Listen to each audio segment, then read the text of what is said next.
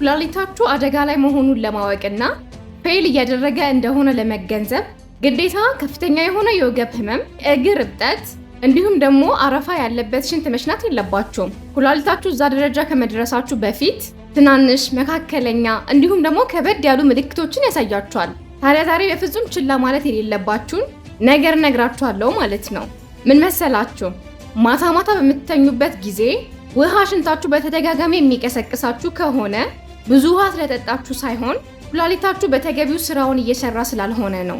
በኖርማል ጊዜ ይህም ማለት ኩላሊታችን ጤነኛ እያለ ማለት ነው።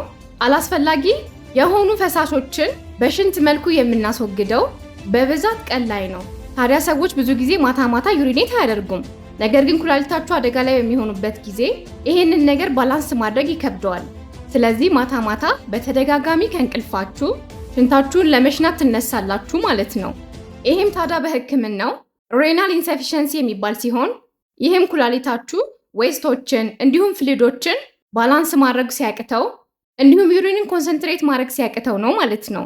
ይሄንን ቪዲዮ ላይክ፣ ሼር እና ሪፖስት ማድረግ ለብዙዎች መድረስ ነው።